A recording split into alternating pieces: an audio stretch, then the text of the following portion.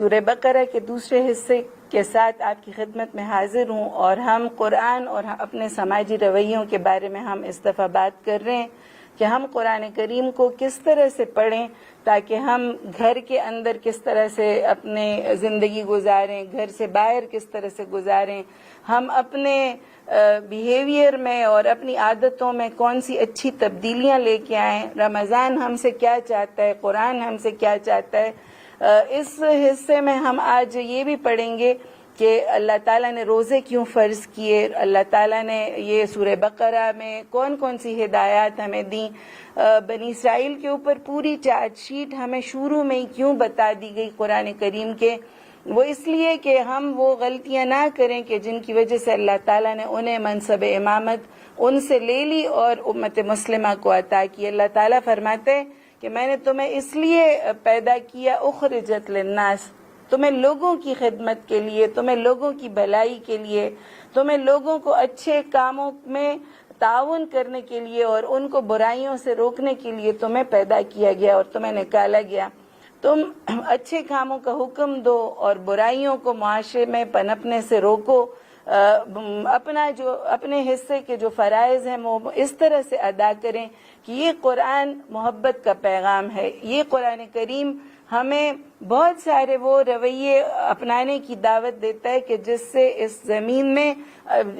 یہ زمین جو ہے وہ محبت اور امن اور سکون سے بھر جائے۔ تو ہم اس دفعہ قرآن کریم کو اس طرح سے پڑھیں کہ ہم نے کون کون سی اپنی عادتیں ٹھیک کرنی ہیں، کون کون سے ہم نے اپنے غلط رویے ٹھیک کرنے ہیں، کون کون سے ہم نے احکام ان کو سمجھنا ہے اور ان کے اوپر عمل درآمد کرنا ہے، کون کون سے غلط کام ہیں جن سے ہم نے بچنا ہے اور ان کو اپنی زندگی سے نکال پھینکنا ہے۔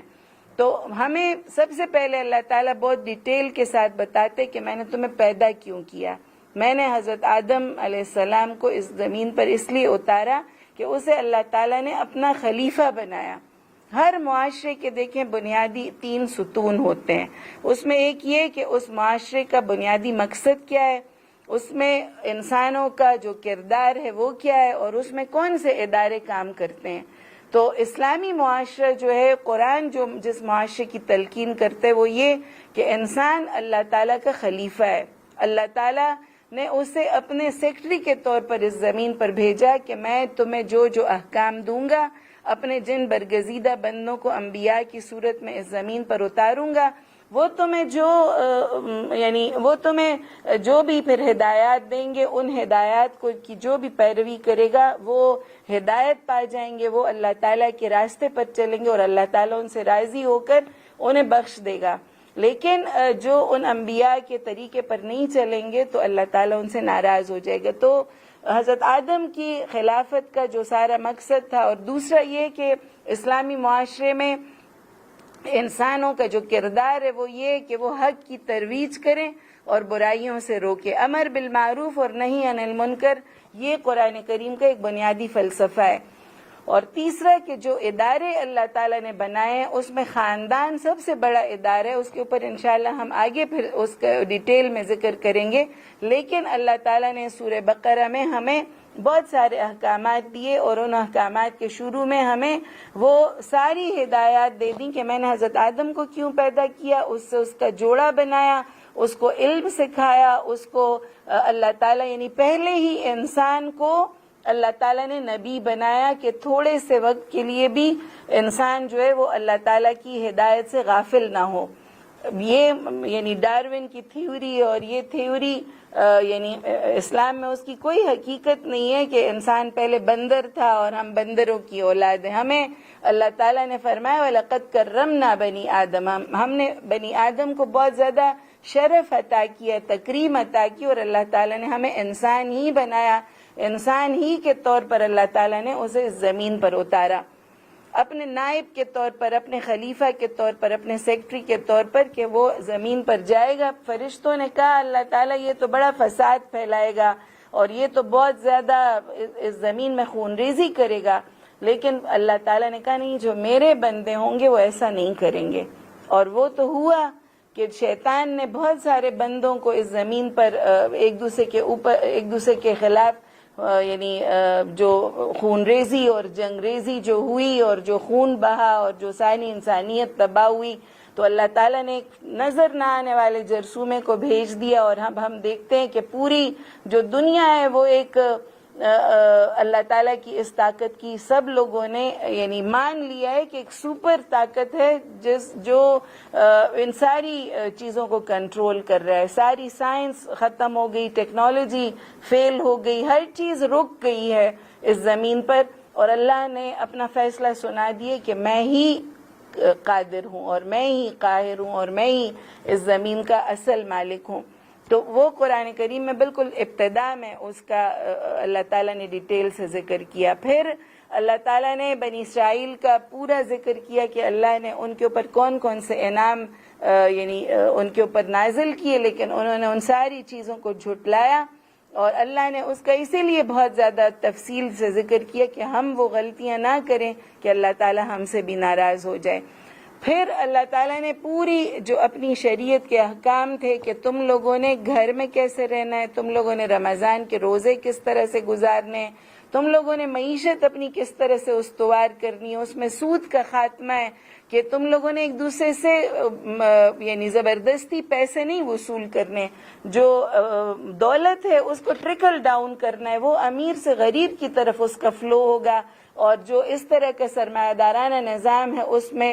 اپنا یعنی سماجی رویے نہیں خراب کرنے. اس میں پھر زکوٰۃ کے نظام کی ڈیٹیلز ہیں، اس میں احکام ہے کہ تم لوگوں نے گھر میں کیسے رہنا ہے، نکاح کے احکام ہے، طلاق کے احکام ہے، ایک دوسرے کے ساتھ ایک فیملی بنا کر رہنا ہے، اور مرد اور عورت کے تعلقات کی ایک تحدید کی گئی، اس کو ایک ترتیب دی گئی کہ ہر مرد اور ہر عورت کا تعلق نہ ہو، بلکہ وہ ایک میاں بیوی کے ایک خوبصورت رشتے میں جو وفا اور محبت کے رشتے ہیں اس میں تم لوگوں نے ایک خاندان کی ابتدا کرنی ہے، اور ایک محبت کے ساتھ ایک اس بنیادی یونٹ کو تم لوگوں نے یعنی اس کو مستحکم کرنا ہے. اس کے بعد وہ سارے احکام بہت زیادہ ڈیٹیل میں بیان کیے گئے ہیں. نماز کے احکام ہیں، اور رزق حلال کے احکام ہیں، اور قصاص اور دیت کے احکام ہیں، کیلنڈر کے یہاں تک کہ یعنی چاند اور سورج کا جو حساب ہے قمری کیلنڈر اس کے احکام ہیں، جہاد اور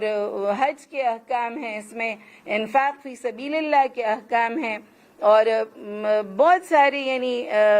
اس طرح کی اس میں انفاق اور جہاد ہے، نماز خوف ہے، صلاۃ نماز کا بہت زیادہ اس میں ڈیٹیل کے ساتھ ذکر ہے، اور شراب کی حرمت کے احکام ہے کہ دیکھیں یہ شراب اور جوا یہ سارے شیطانی کام ہیں، اور اس میں تھوڑا سا اگر فائدہ ہے تو اس کے نقصانات بہت زیادہ ہیں. بتدریج اس کو ختم کیا گیا، اور اس کے تفصیلی احکام اللہ تعالیٰ نے قرآن کریم میں درج کیے ہیں تاکہ لوگوں میں اور معاشرے میں جو اس کی وجہ سے فساد پھیلتا ہے اور جھگڑے بڑھتے ہیں اور انسان اپنے ہوش و حواس کھو دیتا ہے، ان کے اوپر بھی تحدید کی گئی اور ان کے اوپر بھی اس کو یعنی منع کیا گیا. تو یہ اس معاشرے کو اللہ تعالیٰ نے، وہ معاشرہ جو کہ بالکل بے وسیلہ سی ایک قوم تھی، حضور نبی کریم صلی اللہ علیہ وسلم جس میں آئے، وہ کہتے ہیں چھوٹی چھوٹی دکانوں میں ان کی چھوٹی چھوٹی تجارتیں تھیں، لیکن قرآن کریم کے ان احکام کو وہ لے کر اٹھے اور پوری دنیا پر چھا گئے. یعنی آج وہ ایک مائیکل ہارٹ ایک عیسائی محقق ہے، اس نے دی 100 کتاب لکھی، اور دی 100 میں وہ یہ کہتا ہے کہ حضور نبی کریم صلی اللہ علیہ وسلم کو ٹاپ آف دا لسٹ رکھا کہ ان کے جو ماننے والے ہیں انہوں نے حضور نبی کریم صلی اللہ علیہ وسلم نے نہ ان کو نہ صرف دین سکھایا بلکہ دنیا بھی سکھائی، اور آج اربوں انسان اور کروڑوں انسان یعنی حضور نبی کریم صلی اللہ علیہ وسلم کے پیروکار ہیں، اور وہ کروڑوں لوگ جو ہیں وہ اس حضور نبی کریم صلی اللہ علیہ وسلم کی اس کتاب ہدایت کو اپنی کتاب مانتے ہیں. تو انہوں نے ان کو ٹاپ آف دا لسٹ رکھا کہ انہوں نے نہ صرف دنیا سکھائی بلکہ وہ علامہ اقبال نے کہا از کلید دین دری دنیا کو شاد، کہ دین کی چابی سے انہوں نے دروازہ کھولا دنیا کا. اور اس سورہ بقرہ میں پورے وہ احکام یعنی نازل کیے گئے کہ ایک معاشرت میں کس طرح سے رہنا ہے، ایک تہذیب کو کس طرح سے بنانا ہے، اور ایک بالکل ایک ایسے لوگ تھے کہ جن کے اندر کوئی نظم و ضبط نہیں تھا، کوئی ترتیب نہیں تھی، لیکن سورہ بقرہ کے ان احکام نے ان کی پوری معاشرت کو، مرد اور عورت کے تعلقات کو، نکاح اور طلاق کے احکام کو، سود اور جوئے کو اور شراب کو، اس سب میں ممنوع قرار دے کر، اور نماز کے احکام اور روزے کے احکام اور اللہ کے ساتھ تعلق کے احکام، تقوی کے احکام، وہ ساری چیزیں اس سورہ بقرہ میں بڑی ڈیٹیل کے ساتھ آئی ہیں، اور ہمیں بھی ان سارے رویوں کو ضرور ہی اپنانا ہے۔ میں بار بار رویوں کا ذکر اس لیے کر رہی ہوں کہ ہم نے یہ پروگرام قرآن اور ہمارے جو سماجی رویے ہیں، بچے ہیں تو وہ کیا کریں، یوتھ ہماری کیا کرے، خواتین کیا کریں، مرد کیا کریں، کس طرح سے وہ زندگی بسر کریں اور کس طرح سے اس قرآن کریم سے اپنے زندگی کے لیے اصول لیں۔ ہم آپ کو انشاءاللہ روزانہ کی بنیاد کے اوپر ہم آپ کو ہر صورت کے کچھ جو احکام ہیں وہ آپ کو ایک اس کی صورت میں بتائیں گے بھی کہ اس دن اور اس صورت میں ہم نے کون کون سے رویے اپنانے، اور آپ ضرور اس کو فل کرتے جائیے گا تاکہ قرآن کریم کو آپ اس دفعہ ایک نئے انداز سے پڑھیں، ایک نئی طرح سے پڑھیں، اور وہ آپ کو اپنی ایک کورس کی کتاب لگے۔ آپ اس کو صرف ثواب کی کتاب، اس کا ثواب بھی بہت ہے، لیکن اس کو اصل اس کا جو حق ہے کہ وہ ہم اس کو سمجھ کر پڑھیں اور اس کو عمل کے لیے پڑھیں۔ تو آپ کو ضرور ہم انشاءاللہ تھوڑے سے نوٹس بھی دیں گے، وہ آپ کے اسکرین پر انشاءاللہ آپ کے ساتھ ہوں گے، تو آپ ہر صورت کے بعد ان پوائنٹس کو ضرور آپ لیجئے گا اور اس کو فل کیجئے گا اور اس کو ضرور ان ڈیٹیلز کو پڑھیے گا۔ سورہ بقرہ کے آخر میں جو 2 آیات ہیں، جو اس کا آخری حصہ ہے، وہ اس کو کہتے ہیں کہ یہ عرش کے خزانوں میں سے ایک خزانہ ہے کہ جس کو اللہ تعالیٰ نے مسلمانوں کے لیے یعنی بھیجا، اور حضور نبی کریم صلی اللہ علیہ وسلم پر یہ اتری یہ آیات، اور اس میں ہم اللہ تعالیٰ سے دعا کرتے ہیں کہ اللہ تعالیٰ، کہتے ہیں کہ حضور نبی کریم صلی اللہ علیہ وسلم نے جب کچھ آیات نازل ہوئیں تو صحابہ کرام رو پڑے کہ ہم کس طرح سے اللہ تعالیٰ کا حق ادا کر سکتے ہیں اور اللہ سے کس طرح سے اس طرح تقوی ہم حاصل کر سکتے ہیں جیسا کہ اس کا حق ہے۔ وہ تو اتنا عظیم و شان رب ہے، تو ہم تو نہیں اس کا حق ادا کر سکتے۔ تو یہ آیات آئی ہیں کہ لا یکلف اللہ نفسا الا وسعها، اللہ تعالیٰ کسی کی کیپیسٹی سے بڑھ کر اسے نہیں آزمائے گا اور نہ اس سے پوچھے گا، ہر ایک سے اس کی کیپیسٹی کے مطابق اس سے سوال ہوگا۔ اللہ بہت ہی مہربان رب ہے، بہت ہی زیادہ ہمارے ساتھ مہربانی کرنے والا رب ہے۔ تو اللہ تعالیٰ نے کہا، رب ہمیں سمجھایا کہ تم لوگ مجھ سے یہ دعا کرو، ربنا لا تؤاخذنا ان نسینا، اے اللہ تعالیٰ اگر ہم سے کوئی بھول چوک ہو جائے یا ہم سے کوئی خطا ہو جائے تو ہمیں پکڑنا نہ، ہم بہت ہی کمزور لوگ ہیں، تو اس لیے ہم سے اگر بھول چوک ہو جائے یا ہم سے خطا ہو جائے، ہم نے قصداً آپ کی کوئی نافرمانی نہیں کی، لیکن اگر انسان ہے کوئی ہم سے غلطی ہو جائے تو وہ ہمیں اس کے اوپر نہ پکڑنا۔ ربنا لا تؤاخذنا ان نسینا واخطأنا ربنا ولا تحمل علینا اصرا کما حملته علی الذین من قبلنا، اے اللہ تعالیٰ ہم سے جو پہلے لوگ گزرے ہیں اور اس طرح کی مصیبتیں ہم پر نہ لانا اور اس طرح کی آزمائشوں میں ہمیں نہ ڈالنا۔ ربنا ولا تحملنا ما لا طاقت لنا به، اے ہمارے رب ہم پر وہ بوجھ کبھی بھی نہ ڈالنا جس کو ہم اٹھا نہ سکتے ہوں، ہمیں کبھی اس طرح کی پریشانیوں میں، اس طرح کی بیماریوں میں، اس طرح کے غموں میں نہ مبتلا کرنا کہ وہ ہم اس سے زندگی نہ گزار سکیں۔ یہ ابھی جو کورونا کی جو بھی سچویشن لوگ بتا رہے ہیں، لوگ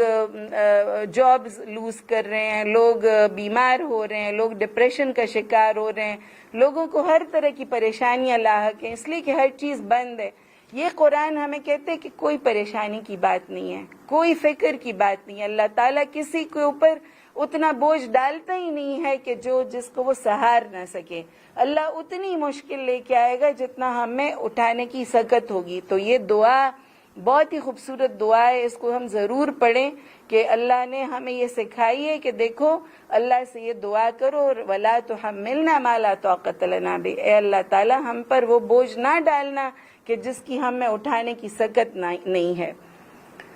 واعف عنا واغفر لنا وارحمنا انت مولانا فانصرنا علی القوم الکافرین، اے اللہ تعالیٰ ہمیں معاف کر دینا، ہمیں بخش دینا اور ہم پر رحم کرنا، تو بڑے ہی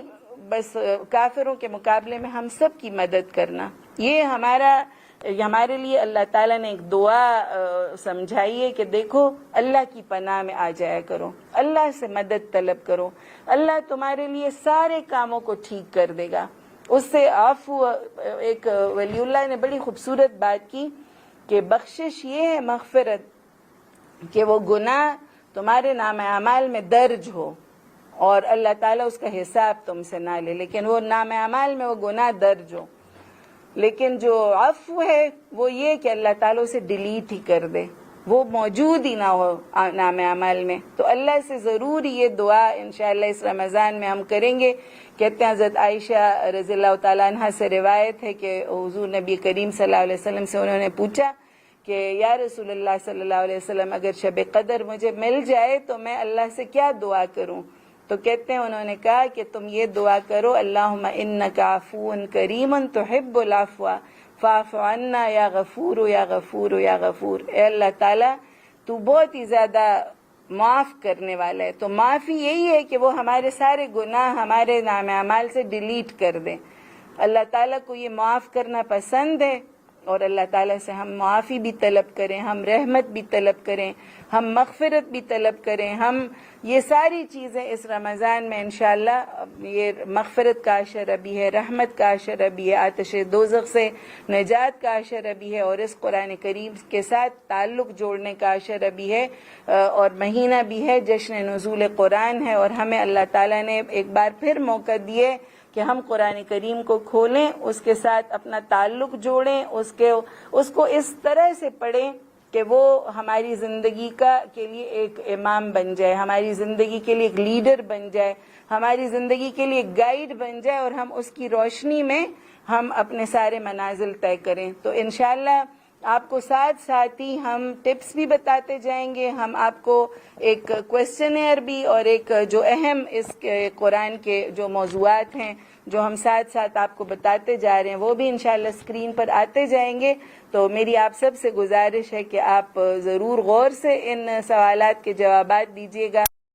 اور ہم انشاءاللہ آپ کے ساتھ یہ پورا مہینہ گزاریں گے, اور قرآن اور اپنے رویوں کو بھی ہم تبدیل کریں گے, اور قرآن ہمیں ہر صورت میں جو بات ہمیں صحیح سے بتاتا جا رہا ہے تو ہم وہ انشاءاللہ انڈر لائن کریں گے. میری آپ سے ایک اور بھی گزارش ہے کہ آپ ضرور ایک پین اور ایک ڈائری ضرور ساتھ رکھ لیں, تاکہ یہ قرآن کریم کی یہ ڈائری آپ کی پوری زندگی میں بہت زیادہ کام آئے گی. میرے پاس ابھی تک اپنی بچپن کی ڈائریز پڑھی ہوئی ہیں اور میں ابھی تک اس سے مستفید ہوتی رہتی ہوں. تو آپ سے بھی میری درخواست ہے کہ آپ اپنے ساتھ ایک پین اور ڈائری رکھیں, اور جو بھی آپ کو ابھی میں پڑھا رہی ہوں کوئی بھی آپ اس طرح کا کوئی درس سنیں یا کوئی تقریر سنیں تو آپ ضرور اس سے اہم پوائنٹس اس کے نوٹ کر لیا کریں, یہ آپ کے بعد میں بھی بہت زیادہ کام آئیں گے. تو انشاءاللہ سورہ بقرہ ہماری اختتام تک پہنچی, اور ہم انشاءاللہ کل سورہ آل عمران کا سبق پڑھیں گے. تو آج آپ کو کیسا لگا یہ درس؟ آپ کو انشاءاللہ بہت آسان کر کے اور بہت زیادہ ایزی کر کے انشاءاللہ آپ کے ساتھ قرآن کریم کا یہ درس میں روزانہ آپ کے ساتھ کروں گی, اور انشاءاللہ مجھے یقین ہے کہ ہم مل جل کر اس معاشرے کو, اپنے خاندان کو اور اپنے اس پورے ملک میں اس قرآن کریم کے پیغام کو عام کرنے کی کوشش کریں گے. وآخر دعوانا الحمدللہ رب العالمین.